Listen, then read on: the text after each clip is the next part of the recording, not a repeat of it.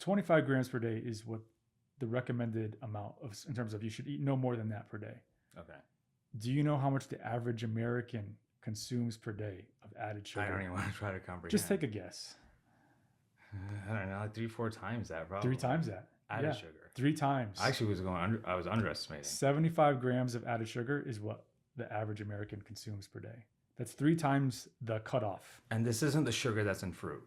No. Right, because that's natural sugar that's there. Okay, so no, you can't say natural sugar because natural sugar is still sugar. Added sugar is not considered, so fruit is not considered added sugar because if you're eating the whole intact fruit, that's not the same as juice. What's the difference? If you take, let's say you got twin oranges, right?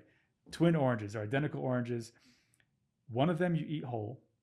One of them you juice it. I eat it with a peel. Everything. Well, you're a bad man. That's impressive. That's like Will Levis eating the banana with the peel on. Yeah, right. So impressive. I'll show you later. So you eat the orange, right, with the peel off, but otherwise you eat the whole fruit. Right. And then the other one, you juice it. Okay. What happens when you put that orange in a juicer? You get juice and you get pulp. It separates the two, right? Guess where that fiber from that fruit is gone? You broke it up. That fruit has insoluble fiber and has soluble fiber. You just took out the pulp, which is taking out the insoluble fiber. That makes sense. Right. So you consume the same amount of sugar as you do in either one, whether it's the orange or the orange juice. The difference is that the one with the whole fruit has the fiber still in it. Why is that important? Before we get to that, can I just interject? But they're the same calories, technically. Correct. Right? Correct. Can I just clear that? Correct.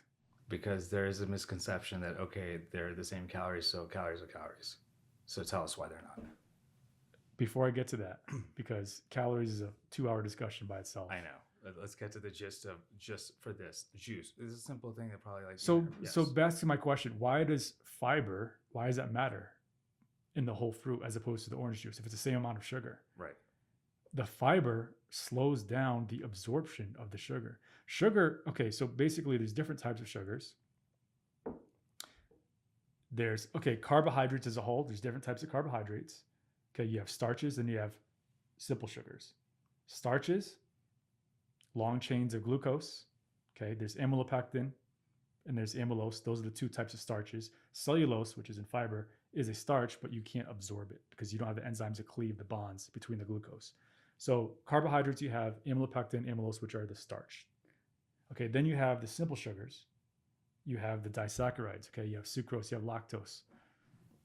But starches ultimately get broken down. Starches are like in potatoes, right? Right. Rice. So starches are nothing more than a string or strings of glucose molecules strung together. What is the sugar that everyone thinks of? It's sucrose, which is 1 molecule of glucose and 1 molecule of fructose bound together. Okay, so when you consume that molecule, guess what? It's so easy for you to cleave that small molecule into 2 of its components, and then you absorb it super quickly. Okay. Less energy required in the whole process, anyways. Yes, and when you consume a glass of orange juice, it gets rapidly absorbed in the intestines and goes straight to the liver, and it floods the liver right away. And we see kids going crazy on straight sugar. But what happens when you have a huge sugar load go into the liver? Well, it sends signals. Well, your pancreas gets signals to start making more and more insulin. Okay, you get this huge insulin spike. That's problem. When you have the bigger the spike and the faster the spike, the bigger the problem. Yeah. You do that one time. Your insulin levels go like this in your bloodstream, right? So the surge of insulin goes into your bloodstream. Okay, you do that here and there, no big deal. But when you do that time after time again throughout the day, throughout the month, throughout the year, over the course of 10 years, what happens? Resistance. Bad stuff happens. And change of the metabolic pathway. That's how people get insulin resistance. Right. And that's how, and eventually too much sugar. People think, oh, you get fat from eating too much fat. No, you get fat from eating too much sugar. Right. Which is kind of the irony, right? Because if you're eating healthy fats, from avocados, olive oil, whatever, I mean, those aren't going to get you fat You could eat that all day probably. and be fine. Again, in moderation, of course. But yeah, you could probably eat it more than you would think and be fine, as long as you don't eat the added sugar. Here's the thing: is no one's gonna say, "Gosh, I just can't stop eating this broccoli. It's so good. It's so addicting. God, I just want more. Give me some more of that, me. right? Supersize this Right. avocado. Right. You're full earlier too, Right. right? You need supersized things because they don't fill you up. Because the response of like that's a whole nother thing, right? The actual response of like your hunger response, which is a super primitive response. That probably, yes, we aren't used to eating things that are absorbed this quickly, or this it hasn't caught up evolutionarily. We eat food for 3 reasons. 1, because we're hungry. 2, because we're stressed. Or 3, because we're tired. Or 4, I guess if you want to add an extra one, is because of cravings, which are kind of tied to stress and being tired. Or being high. Okay, yeah. Munchies. Or if you're taking drugs that stimulate the appetite, of course. And antipsychotics can get that too. We'll get to that later. Right. But in terms of assuming, okay, you're not doing drugs or on any medications, just Right. 3 main reasons why people eat food. It's because they are hungry or they have cravings, especially if they're stressed or they're tired. Most people are eating not because they're hungry, but because they have cravings. Let me tell you an example. Can I just say one thing? Or I think this video, what sums it up is, do you want to live to eat? Or do you want to eat to live? That's a great point. Isn't that what this comes down to? Is here is if you want to just live to eat, to be addicted to food, yes, you're already doing that. Are you eating for pleasure or are you eating for health? But if you want to actually eat for health to live a long, healthy life, right? Then that's what we're talking about, right? And so, okay, sorry, just want to say that because I was like, that's the saying that everyone knows, and I think resonates. And I think most people know that sugar is bad for them. I just don't think they know that the extent of how much sugar they're actually consuming and how unhealthy it truly is. I mean, look, pour some sugar on me, just not added sugar. That's right. That's what we're saying. Right. And so there's also, okay, you also said earlier, and I'm glad you brought this up about natural sugar. Sugar, whether it's natural or not. So if you consume 10 gallons of honey, yeah, it's natural. Great. You're still gonna shoot your pancreas out. You know what I mean? The bees are gonna love me. Like, I'm sure they're gonna out my pores. They're gonna be like, where we smell the queen is in here somewhere. Now, okay, so a lot of people are like, oh well, soda and juice are both bad, and that's true. Right. So soda is high fructose corn syrup. So high fructose corn syrup is pretty much a 50-50 mixture of individual molecules of fructose and individual molecules of glucose, as opposed to the table sugar, that's sucrose, which is in juice, that's a glucose and a fructose molecule bound together. Right. The main difference is, okay, yeah, you have to have one more enzymatic step to break that down. So they're pretty much the same, all in all. At least with the juice, you get some kind of maybe antioxidants, vitamins, and minerals. So I would say juice is a little bit better than soda, but not by much. And especially if it has some pulp in it. At least it's something, right? Yeah, At least yeah, it's yeah. like, okay. Yeah. It's broken up, you're right. Like the fiber inside is important. But maybe with people thinking about it, these are little changes. If you can change one little thing a week or a month, that's probably better than trying to. If you were to make one change, say, what is the one change that would make the biggest impact? Again. If you're going to say, what is the one change that would make the biggest impact? It would be cutting out liquid sugar.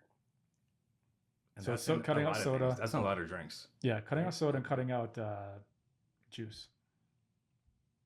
And not adding sugar to your coffee.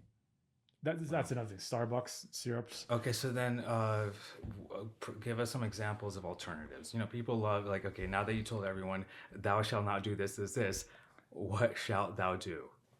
Go figure it out. No, I'm just kidding. Watch this other guy's YouTube thing.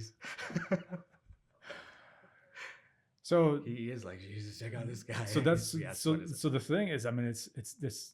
There's really not a good alternative. We talk about these diet sweeteners, whether they're natural sweeteners or artificial sweeteners. Like agave. I mean, it's still sugar. Agave sugar. So is honey.